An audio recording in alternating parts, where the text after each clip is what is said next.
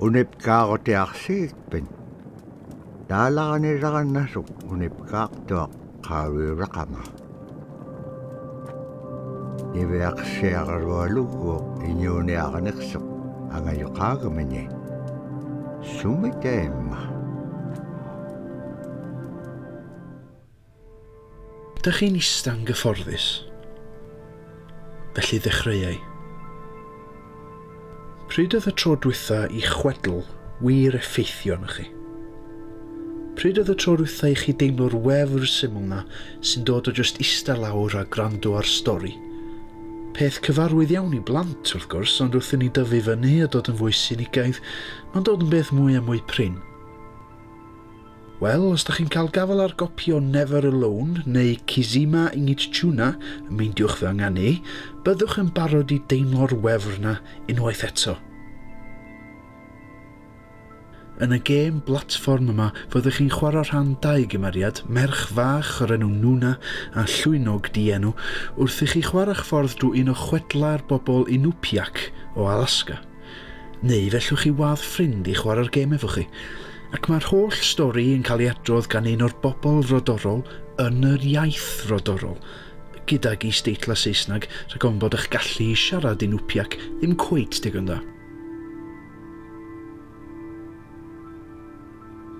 Mae'n ffordd hollol newydd, arbennig o gyffroes a syfrdanol o effeithiol o gyflwyno rhywun I draddodiadau diwylliant ddiarth hanner ffordd ar draws y byd.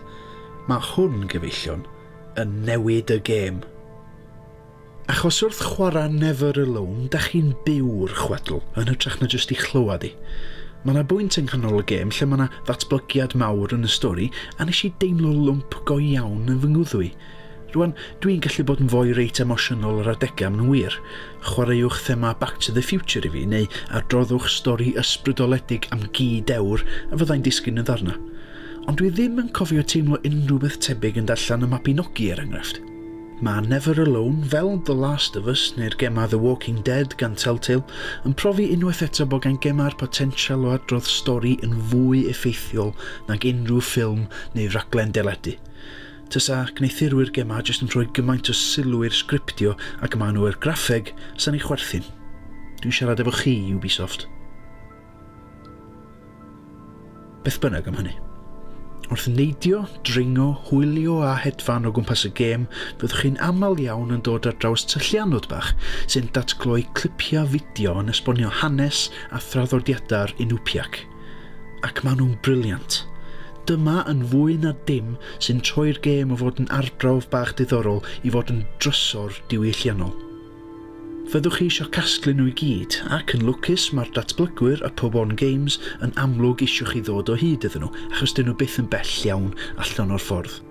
Fyddwch chi'n dysgu yn berthynas yr Inupiaq a'r byd naturiol I diet, I ffyrdd o hela, I diwylliant. Tasa chi'n sticio un plentyn o flaen Never Alone am y 2 awr mae'n gymryd I orffen y gêm, a fforsio plentyn arall I drotian rownd amgueddfa am yr un cyfnod o amser, dwi'n siŵr mae'r plentyn oedd chwarae'r gêm fydda wedi dysgu mwy ac wir wedi ymddiddori yn y pwnc, achos i'r plentyn yma mae'r holl wybodaeth ma'n newid o fod yn rhywbeth pell, haniaethol, diflas, I fod yn rhywbeth sy'n berthnasol iddyn nhw. Yng ngeiriau anfarwol Indiana Jones, this belongs in a museum. Ac felly mae Pobon Games wedi dod o hyd i'r greal sanctaidd fan hyn mewn ffordd. Os da chi mor hen a fi, fyddwch chi'n cofio'r tueddiad oedd na yng nghanol y 90au I ddatblygu gema edutainment, fydda'n diddori rhywun ac yn ei haddysgu nhw ar yr un pryd. Gema fel Where in the World is Carmen Sandiego neu Mario is Missing. Ond roedd gan y gema mae problema. Yn un peth, roedd y wybodaeth ynddyn nhw ar gael yn hawdd mewn llefydd eraill, ond yn bwysicach na hynny, roedden nhw braidd yn crap. Mae Never Alone yn osgoi'r problema yma. Doeddwn ni roed I clywed am yr Inupiaq, a bellach dwi'n teimlo fel dipyn bach o arbenigwr ar ei diwylliant nhw.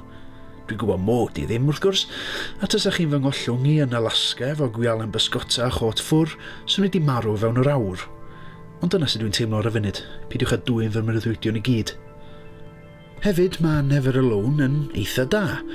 Mae yna broblema yma'n sicr. Ro'n i'n teimlo bod y gêm wedi ddatblygu ar gyfer 2 chwaraewr a bod chwarae ar eich pen eich hun yn gallu arwain at broblema. Os ydych chi'n chwarae un cymeriad, fydd y llall weithiau'n marw allan o'n unlla a chitha ddim yn gallu gwneud unrhyw beth amdano fo. Yn wir mae marwolaethau annisgwyl yn digwydd yn lot rhy aml, yn enwedig tuag at ddiwedd y gêm, a di'r ffaith bod y cymeriadau'n ymateb braidd yn ara ddim yn helpu pethau. Ac yn gyffredinol, lle bod angen un haen arall o bolish ar y pecyn cyfa cyn i yrru allan i'r byd mawr drwg. Ond ar y cyfan nes i fwynhau'r profiad, ac mae hyn yn ddeud mawr gen i, achos dim fi di'r ffan mwyaf o gemau puzzle platformer. Roedd pawb wrth i bodda efo breid, ond nath o ddim byd i fi, ond i ba wneud i fi fod eisiau rhwygo fy ngwallt allan. Felly pan dwi'n dweud bod i'n eitha mwynhau gêm fel yma, mae'n rhaid bod i'n arbennig iawn, achos dyna sut mae rhesymeg yn gweithio.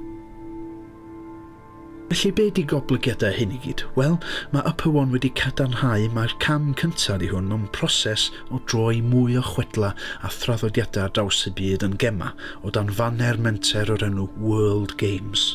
Does dim sôn eto pa ddiwylliannau fydd yn cael sylw ganddyn nhw nesa, ond come on, fedrwch chi ddychmygu pa mor nuts fysa gêm yn seiliedig ar rhai o'n chwedla ni.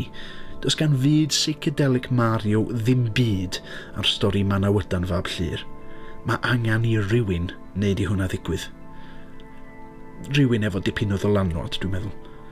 A sens. Dim fi.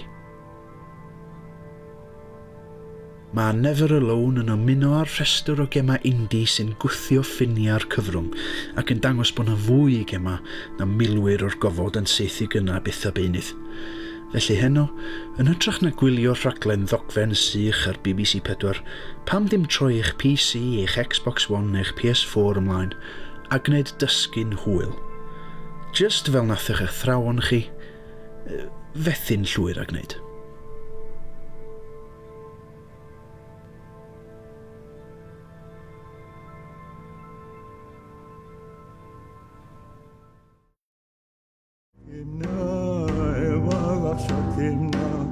yang